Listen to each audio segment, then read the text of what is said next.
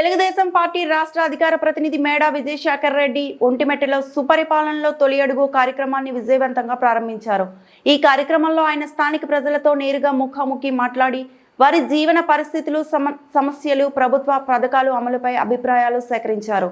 ఈ సందర్భంగా మేడా విజయశేఖర్ రెడ్డి మాట్లాడుతూ ప్రజలకు దగ్గరగా ఉండే పాలనే సుస్థిర పాలన, ప్రభుత్వం అమలు చేస్తున్న పథకాల ద్వారా ప్రతి ఇంటికి మేలు చేకూరేలా చూస్తున్నామని తెలిపారు.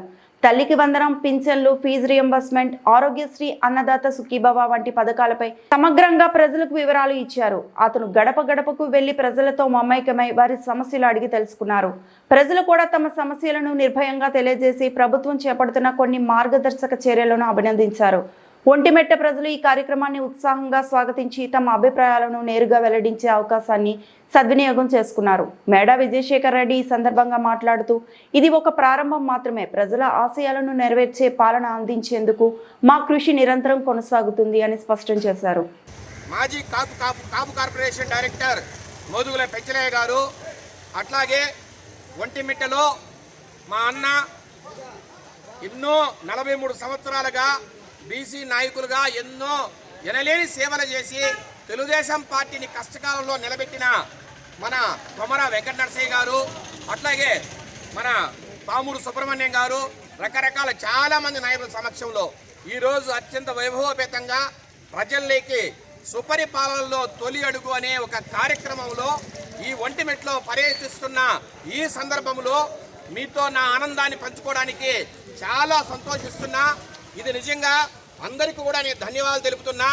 నేను యువకుడిని, అన్న వాళ్ళంతా చాలా పెద్దవారు, నా మరీ మాట్లాడితే నా వయసు అంత అనుభవం అన్న వాళ్ళకి అందరికీ ఉంది. అలాంటి వ్యక్తులు నన్ను కూడా వాళ్ళ హక్కుని చేర్చుకొని ఈరోజు ఈ ప్రాంతం అంతా అందరూ కలిసి తెలుగుదేశం పార్టీ కోసం పర్యటిస్తున్న సందర్భంలో మేము ఒక్కటే చెప్తున్నాం. ఈరోజు కొమర వెంకట నరసయ్య కావచ్చు, అట్లాగే హరిప్రసాద్ కావచ్చు, అన్నీ చెప్పారు మీకు. మేము ఒకటే మాట్లాడుతున్నాం, ఏదైతే 2024 ఎలక్షన్లో నారా చంద్రబాబు నాయుడు గారు, అట్లాగే పవన్ కళ్యాణ్ గారు, అట్లాగే మోడీ గారు ఏదైతే వాగ్దానాలు చేశారో ఆ వాగ్దానాలు ఒక్కొక్కటి నెరవేరుతున్నాయి. ఈరోజు పెన్షన్ కావచ్చు, అన్నగడ్డలు కావచ్చు, లేదంటే ఉచిత ఇసుక కావచ్చు, లేదంటే అమరావతి కావచ్చు, తల్లికి వందనం ఎంతమంది పెళ్ళుంటే అంతమందికి కావచ్చు, అట్లాగే ఉచిత బస్సు ప్రయాణం కావచ్చు, ఇలా ప్రతిదీ కూడా నెరవేరుతున్నాయి. ఈ క్రమంలో పిచ్చి జగన్, సైకో జగన్కి పిచ్చి పడుతుంది. పిచ్చి బట్టి అందరినీ రెచ్చగొడుతున్నాడు, రకరకాల ఊర్లకు పోతున్నాడు, రకరకాల వ్యక్తుల మృతికి కారణం అవుతున్నాడు.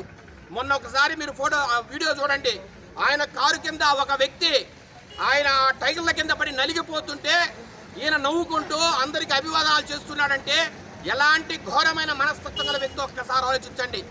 ఆ వ్యక్తిని 4 కార్యకర్తలు తీసి ముళ్ళ పదుల్లో వేశారంటే అసలు మనుషులంటే వీళ్ళకి వాల్యూ ఉందా అని ఒక్కసారి ఆలోచించాలా.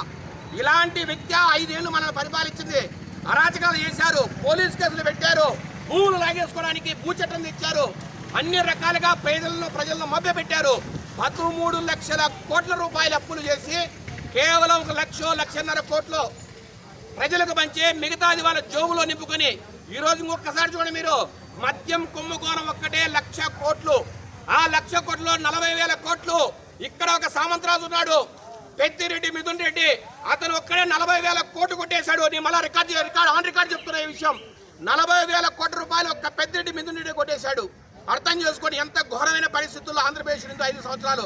అట్లాగే ఇసుక తమిళనాడు శేఖర్ రెడ్డి ఆధ్వర్యంలో రకరకాల వ్యక్తులు, మళ్ళీ అదొక పెద్ద కుంభకోణం. ఇట్లాంటి కుంభకోణాలు ఎన్నో ఉన్నాయి. బయటికి తీస్తే వీళ్ళందరూ జీవితాంతం ఊచలు లెక్క పెట్టాల్సిందే, లెక్క పెడతారు కూడా అని మరొకసారి తెలియజేస్తూ సుపరిపాలనలో ముందడుగులో బాగా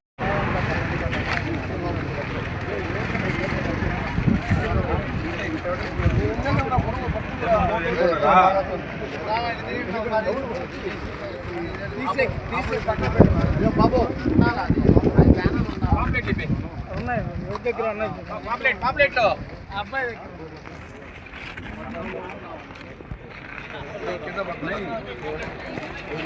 पापलेट देमनो అయితే ఓ గలి